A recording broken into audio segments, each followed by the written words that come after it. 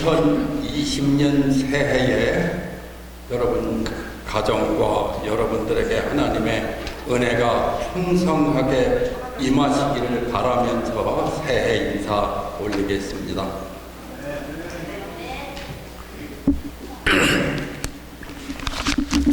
오늘 제가 말씀드리려고 하는 것은 제가 말씀을 준비하면서 언제 제가 많은 설교를 하지 않지만 설교할 때마다 내가 여러분들과 마지막으로 보는 날이 이 날이라고 생각한다면 어떤 말씀을 여러분들에게 드려야 될까 하는 그런 심정을 가지고 오늘 말씀을 준비했습니다. 오늘 제목은 여러분들이 순서지에서 보시는 바와 같이 묻고 사는가 아니면 듣고 사는가, 이걸 두 개 합치면 여러분들은 묻고 듣고 사는가 하는 그런 제목이 되겠습니다.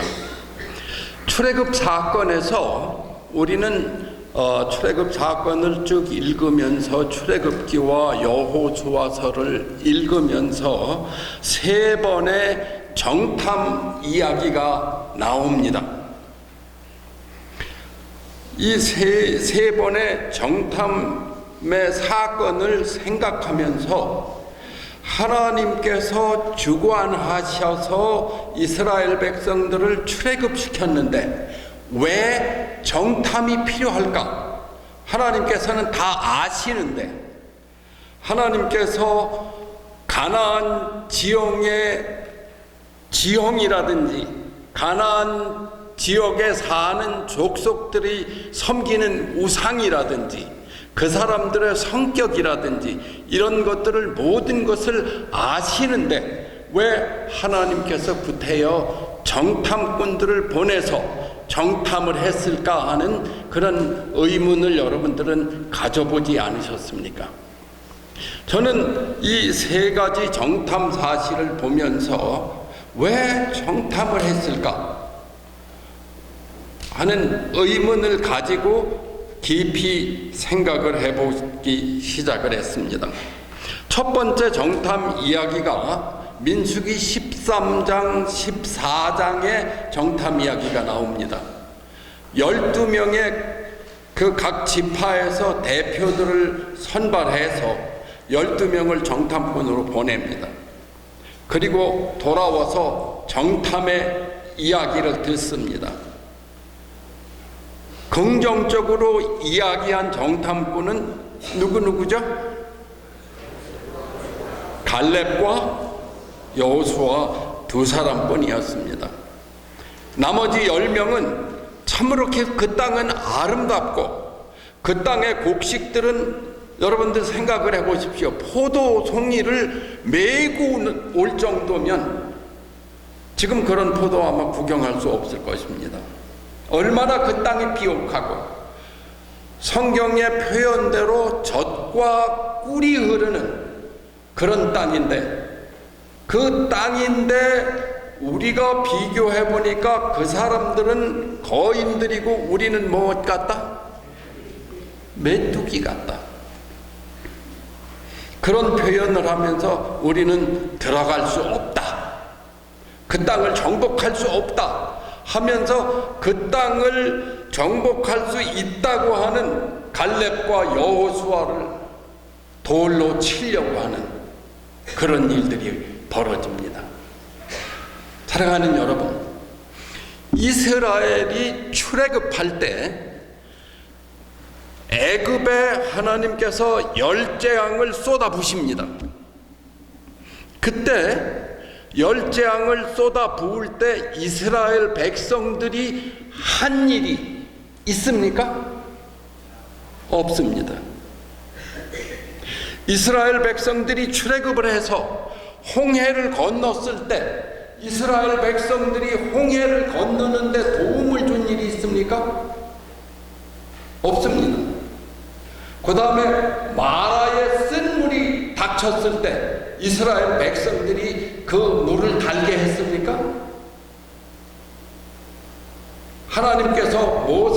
명에서 나뭇가지를 넣었을 때 마라의 물이 달아졌습니다. 이스라엘 백성들은 한 일이 없습니다. 이스라엘 백성들에게 식량이 떨어졌을 때 하늘에서 만나가 쏟아지는데 그 만나를 이스라엘 백성들이 내리게 했습니까? 아니죠. 누가 했습니까? 하나님께서 모세를 통해서 하나님께서 역사하셨습니다. 어디까지? 가나안 접경까지. 그런데 가나안을 정탐하고 돌아온 결과는 어땠습니까? 이스라엘 백성들이 가나안을 정탐하고 돌아와서 이스라엘 백성들이 나타낸 것은 하나님을 불신하고 있다는 것을 이스라엘 백성들이 드러냈습니다. 그죠? 하나님을 신뢰했더라면 그 지방 족속들이 거인 아니라 거인 할아버지라도 하나님의 능력에 의해서 우리가 가나안 땅을 점령할 수 있으리라고 하는 믿음을 나타냈어야 하는데 이스라엘 백성들은 거기에서 하나님을 불신하고 말았습니다. 누가복음 2장 35절 하단에 보면 이는 여러 사람의 생각을 드러내려 함이니라 하고 말씀하고 있습니다. 하나님께서는 이스라엘 접경까지 갔을 때 이스라엘 백성들이 과연 가나안에 들어가서 하나님의 뜻대로 가나안을 점령하고 가나안에서 하나님의 섭리에 따라서 가나안을 개척해 나가면서 하나님의 백성으로서의 자격을 나타낼 수 있는가 없는가 하는 것을 이스라엘 백성들에게 스스로 나타내게 하시기 위해서 정탐을 하셨습니다. 결과는 이스라엘 백성들은 아직 가나안에 들어갈 자격이 없다고 하는 사실을 스스로 이스라엘 백성들이 드러냈습니다. 사랑하는 여러분, 지금 우리는 하늘 가나안 접경에 와 있습니다. 우리가 준비되었던지 준비되어 있지 않든지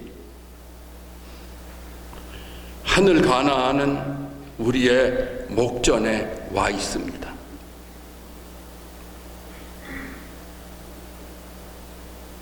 하나님의 시간표는 우리가 생각하는 것과 다르게 하나님의 시간표는 돌아가고 있습니다. 제가 고등학교 2학년 말에 안식일교회로 개종을 했는데 그때 예수님께서 금방 오신다. 한 세월이 지금 60년이 넘어갔습니다. 60년이 넘어가고 이제 그 중간에도 예수님께서 곧 오신다, 예수님께서 곧 오신다 하는 그러한 이야기를 수도 없이 들으면서 제 마음 가운데 예수님이 오신다고 하는 소리를 들어도 무감각하게 되어버리는 그러한 저 자신을 보면서 참으로 어떤 때는 소스라치게 놀랄 때가 많이 있습니다. 그러나 여러분, 이솝 우화에 나오는 늑대의 이야기처럼 이 소년이 늑대가 나타난다 하고 거짓을 이야기했지만 나중에 결국 늑대는 어떻게 됐습니까? 나왔죠. 늑대는 나왔습니다. 마지막에 예수님께서 오신다 하는 이야기를 들으면서 우리의 심령이 무뎌질 때 예수님께서는 오십니다. 여러분, 그 예수님께서 오시기 전에 가나안 접경에서 정탐해서 이스라엘 백성들이 하늘나라에 가나안에 들어갈 수 없다고 하는 것을 스스로 드러냈듯이 하나님께서 우리의 마음을 어떤 방법을 통해서 드러내실 것입니다. 그래서 구원을 받든지 못 받든지 간에 하나님께서는 공정하시다고 하는 사실을 우리가 깨닫고 느끼게 될 것입니다. 사랑하는 여러분, 예수님 맞기 위해서 여러분 준비하고 계십니까?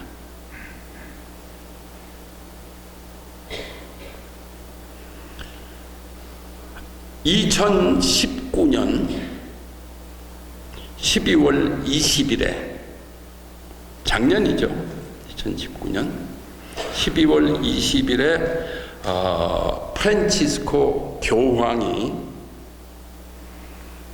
한 곳을 방문했을 때 어떤 고등학생이 프란치스코 교황에게 질문을 했습니다. 교황님, 우리가 그리스도인으로서 전도해야 되지 않겠습니까? 하고 질문을 했을 때 프란치스코 교황의 대답이 아니다. 지금 우리는 십자군 전쟁 시대에 살고 있는 사람들이 아니다. 그리고 타종교에 있는 사람들이 우리와 종파는 다르고 섬기는 방법은 다르지만 그들도 다 하나님을 섬기고 있기 때문에 우리가 쓸데없이 전도하려고 해서는 안 되는 그런 시대에 살고 있다고 교황이 얘기를 했습니다. 또 2020년 금년 6월에 네덜란드 헤이그에서 각 종교의 수장들이, 책임자들이 모입니다. 그 자리에서 엄청난 일이 벌어질 것이라고 우리가 생각을 하고 예측을 합니다. 그러나 아직 안 됐기 때문에 단언할 수는 없습니다. 그러나 거기에 모이는 사람들이 개신교, 모슬람교, 힌두교, 천주교, 성공회, 불교까지.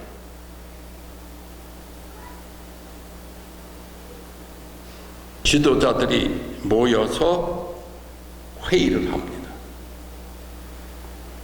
회의를 하면서 우리가 생각하는 그러한 것들은 거기서 근본주의자들을 배격하는 그러한 메시지가 나올 것이다 하는 그러한 추측들을 우리가 해봅니다. 왜? 과거를 보면 앞으로 어떻게 될 것이 보이기 때문에. 그 근본주의자라고 하는 것은 성경 그대로 믿는 사람들을 근본주의자라고 합니다. 누군지 아시죠, 여러분? 여기 앉아있는 저와 여러분들이 성경에 있는 말씀을 그대로 믿고 성경에 제시되어 있는, 율법에 제시되어 있는 안식일을 그대로 믿고 예수님께서 육신으로 이 땅에 오시고 예수님께서 부활하셔서 하늘에 가셨다가 우리를 데리러 오신다고 하는 사실을 성경 그대로 믿는 이런 사람들을 근본주의자라고 그러면서 예수님께서 우리에게 말씀하신 지상 최대의 과제, 땅끝까지 복음을 전하라고 하는 사명을 가지고 있는 제7일 안식일 예수 재림교인 저와 여러분들이 타겟이 될 것이라고 하는 사실을 우리는 생각하고 있습니다. 사랑하는 여러분, 우리가 평안하다, 안전하다 할 때 예수님께서 오실 수 있습니다. 매일의 생애가 예수님과 연결되는 생애가 되시기를 바랍니다. 두 번째 정탐은 여리고 성 정탐입니다. 여리고를 함락하기 전에 이제 정탐꾼들이 몇 명이 갔죠? 2명이 갔죠.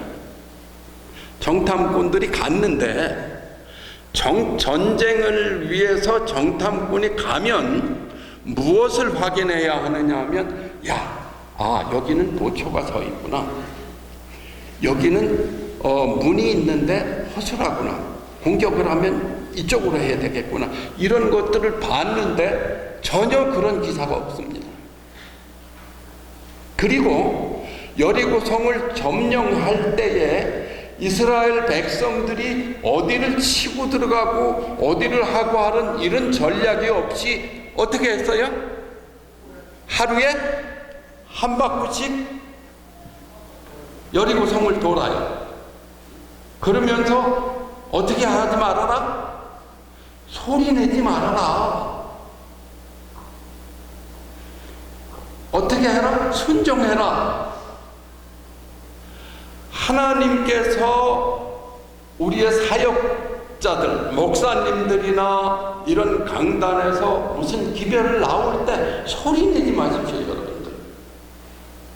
순종의 마음을 가지고 내게 주는 기별이 이런 것이구나 하는 마음을 가지고 순종할 때 하나님께서 역사하실 수 있으신 것입니다.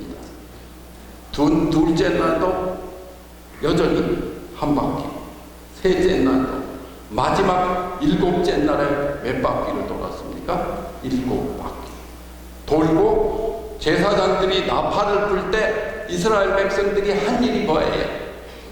함성을 지른 일밖에는 없습니다. 그런데 성이 어떻게 됐어요? 무너졌어요. 근데 왜 정탐이 필요합니까? 정탐하지 말고 그냥 하루 한 바퀴, 이틀 때 또 한 바퀴, 마지막 날 7바퀴를 돌고 함성을 지르면 되는데 왜 정탐했어요? 여러분들 생각 안 해보셨어요? 왜 정탐했을까? 이스라엘 백성들이 한 일은 아무것도 없는데. 저는 거기서 발견한 것이 하나님을 경외하는 사람은 하나님께서 틀림없이 구원하신다고 하는 사실을 거기서 발견했습니다. 이 여호수아가 정탐꾼을 보내서 여리고성을 정탐한 것은 라합과 식구들을 구원하기 위해서 정탐꾼들을 보낸 것으로 저는 결론을 내릴 수밖에 없었습니다. 하나님께서는 한 명이라도 더 구원하시기 위해서, 또 준비된 하나님의 백성들은 어디에 있든지 실수하지 않으시고 구원하신다는 사실을 여리고성의 정탐을 통해서 저는 배웠습니다. 우리는 부지런히 정탐을 해야 합니다. 아틀란타 지역을 부지런히 정탐해서 아틀란타 지역의 라합과 같은 사람들, 하나님을 진실로 경외하는데 아직 진리를 깨닫지 못한 사람이 있으면 우리가 그들에게 진리를 전하기 위해서 부지런히 우리는 아틀란타를 정탐해야 되겠습니다. 그 다음에 세 번째 정탐입니다.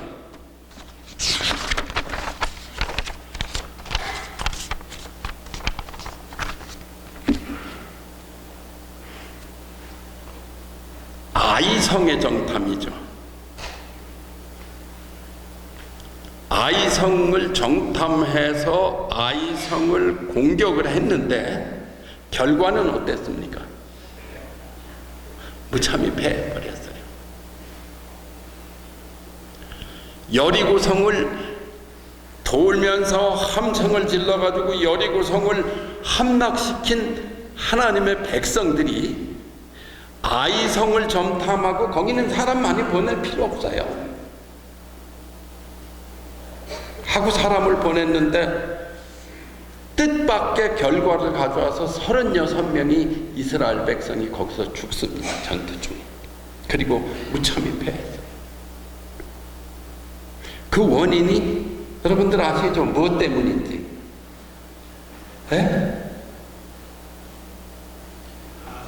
아간 때문에? 틀렸습니다, 여러분. 아간 때문에 이스라엘이 아이성에서 실패한 게 아니고, 아이성을 공격할 때 여호수아와 이스라엘 백성들이 여리고성을 함락시켜서 그 흥분에 들떠가지고 하나님께 묻지 않고 아이성을 공격한 것이 실패의 원인이었습니다. 물론 거기에 아간이 원인 제공이 있었습니다. 근데 만약에 아이성을 공격하기 전에 여호수아가 다윗처럼 하나님 올라가도 됩니까? 하고 물었다면 하나님께서 아니다, 진중에 나의 명령을 어기고 여리고성에서 보물을 감춘 한 사람이 있다, 그 사람을 해결하고 올라가라, 이렇게 했으면 36명의 목숨이 쓸데없이 죽을 필요가 없었습니다. 구조와 선지자 493페이지에 보면 이렇게 말씀했습니다. 여리고를 함락한 지 얼마 후에 여호수아는 요단강 유역 서편 수마일의 계곡 중에 있는 작은 성 아이를 공격하고자 하였다. 그곳에 보낸 정탐꾼들은 그곳 주민은 적고 그곳을 점령하기 위하여는 적은 군대밖에 필요하지 않으리라는 보고를 가지고 돌아왔다. 하나님께서 그들을 위하여 이루신 대승리는 이스라엘 백성에게 자만심을 가지게 하였다. 여리고도 그냥 소리 질러서 무너졌는데 그까지 아이성쯤이야. 하나님의 개입 없어도 우리끼리 할 수 있어. 이런 자만심을 가지게 되었습니다.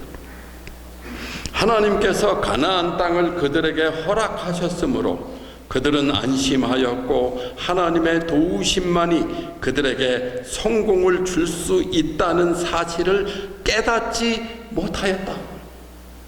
아무리 작은 것이라도 하나님의 도움이 하나님의 백성들에게는 절실히 필요하다고 하는 사실을 깨닫지 못한 것입니다.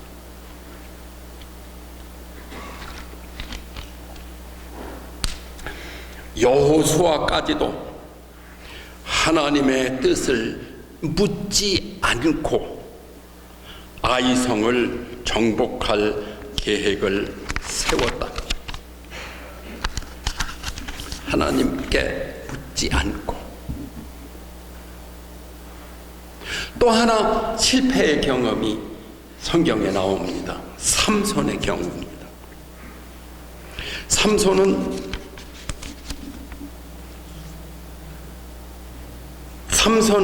자기가 선택한 상대와 결합함으로 하나님을 보다 더 영화롭게 할 수 있을까? 그렇지 않으면 그의 생애로 성취해야 할 목적을 이룰 수 없는 위치에 스스로 처하고 있는 것이 아닌지 묻지 않았다. 그 블레셋 사람의 여자와 결혼하려고 할 때 삼손이 하나님께 묻지 않았습니다.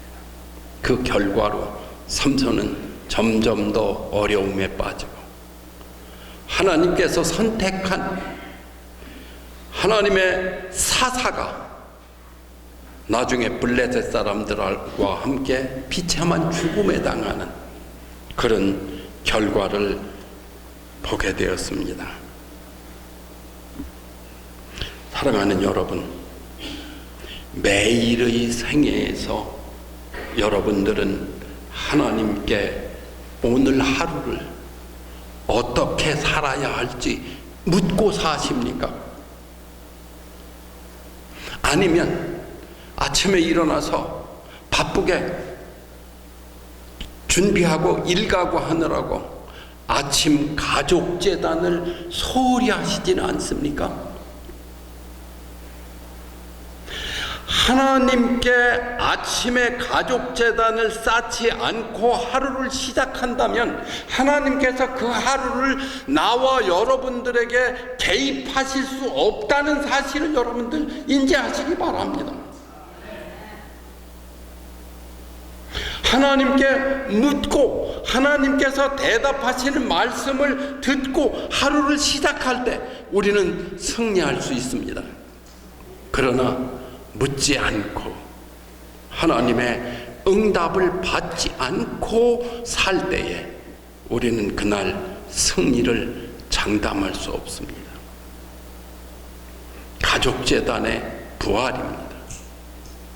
아브라함이 비록 실수를 하고 부인을 내주고 그 다음에 아들을 준다 그러는데 첩을 들여서 아들을 하고 이런 실수를 했지만 아브라함이 성공한 이유는 아브라함은 가는 곳마다 하나님께 제단을 쌓았다고 하는 사실을 여러분들 기억하시기 바랍니다.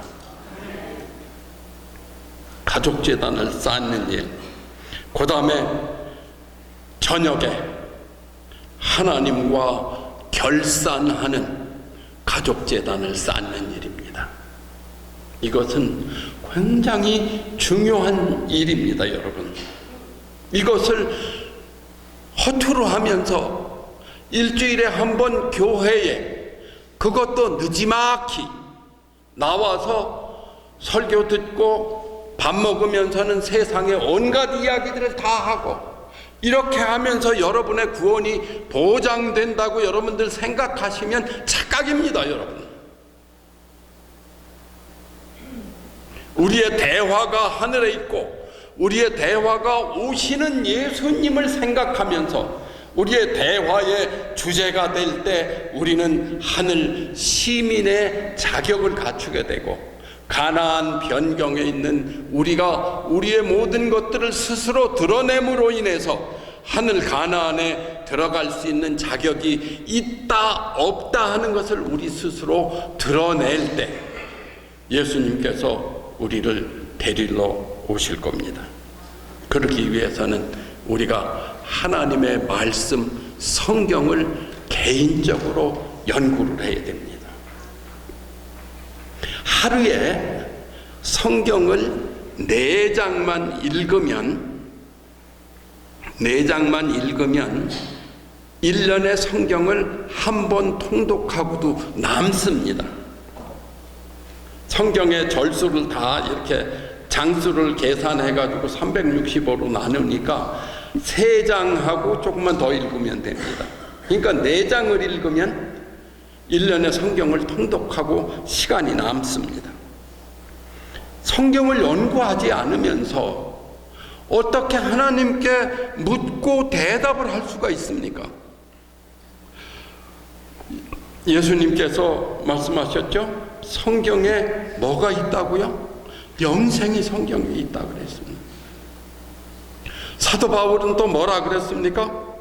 디모데후서 3장 15절로부터 17절에 보면 내가 어려서부터 성경을 연구했는데 그 성경이 지혜를 주고 우리의 구원을 준다고 하는 그 사실을 사도 바울은 디모데후서를 통해서 우리에게 말씀하고 있습니다. 하루에 4장만 읽으면 시간을 따져보니까 15분 짧은 거는 길어도 20분 정도만 투자해도 1년의 성경을 한 번 통독할 수 있습니다. 저는 2년 전에 4번 통독을 목표로 해서 해보니까 어떤 때 못하는 때 있고 이러다 보니까는 어떤 때는 그냥 성경을 정독하는 게 아니고 성경을 그냥 부지런히 읽어가지고는 뜻도 모르고 넘어가는 그런 때가 있더라고요. 그래서 금년에는 2번 목표를 세워가지고 지금 성경을 읽고 있습니다. 그런데 그 다음에 저녁 예배 시간에 이 각 시대의 대쟁투 총서하고 그 다음에 그 산상보훈, 실물교훈 이런 거를 해가지고는 나온 시조사에서 나온 합본책이 있습니다. 이 합본책을 저녁 예배 시간에 하루에 한 장씩만 읽어도 1년에 그 책을 전부 통독할 수 있습니다. 그리고 시간이 남아요.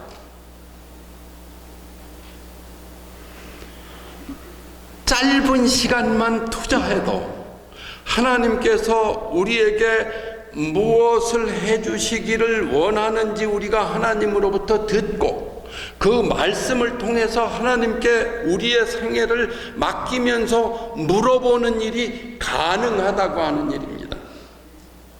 한 챕터를 읽는데 어떤 것은 약 1시간 걸리는데 어떤 거는 한 20분도 걸리는 짧은 것도 있습니다. 여러분들, 우리가 마지막 백성이라고 스스로 자타가 공인하지 않습니까?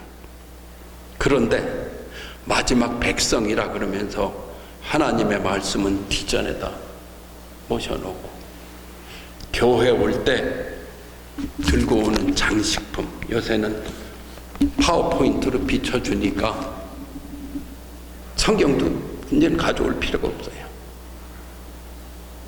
이렇게 하면서 하나님의 마지막 백성이라고, 그래도 나는 하나님의 마지막 백성이고 하나님의 말씀을 안 읽어, 선지자를 통해서 주신 말씀도 안 읽어, 그러나 나는 하나님의 백성이야, 그렇기 때문에 하나님께서 나를 구원하실 거야 라고 하는 착각을 버리시기 바랍니다. 이것은 망상입니다. 여러분의 생애를 아침 저녁으로 예수님께 드리고 결산하고 하면서 우리가 하늘 가는 백성으로서의 자격을 스스로 나타내는 그러한 저와 여러분이 되시기를 바라면서 2020년 한 해 동안에 저와 여러분의 신앙의 표준이 높이 올라가서 예수님께서 우리를 데리러 오시지 않으면 답답해서 못 견딜 수 있도록 우리의 신앙생활이 발전하게 되시기를 간절히 바라면서 말씀을 마치겠습니다.